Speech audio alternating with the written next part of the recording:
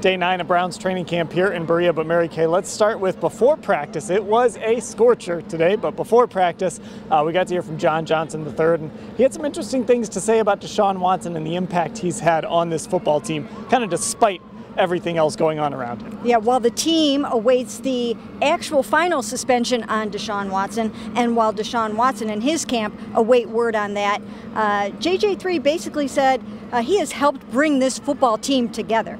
He attributes a lot of the closeness between the offense and the defense to Deshaun setting the tone. He says that trip to the Bahamas in the spring really helped spark it all, and he feels that that's been a huge factor. Yeah, and Ashley, you know, it seems like Deshaun has embraced that leadership role since he came here and kind of embraced everything that comes with being QB1 despite everything else. Yeah, and we've talked about before how that's really important for Deshaun Watson, right? There's a lot of things going on around him right now that could potentially be distractions to his team, that his teammates, that his coaches, that people around him did not ask for. So I think it helps a lot that he is taking that extra step to kind of make up for all this maybe in other ways a little bit. Now some good news for the Browns pertaining to the people that do catch the ball from Deshaun Watson. Michael Woods is going to be out for a couple days, but that's obviously not the good news. The good news is Anthony Schwartz back, David Bell back.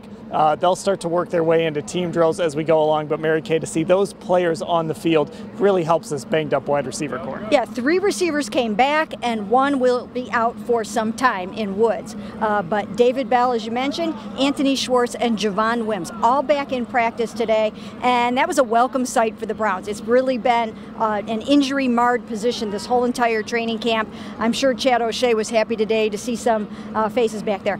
David Bell in particular, they have such high hopes for David Bell.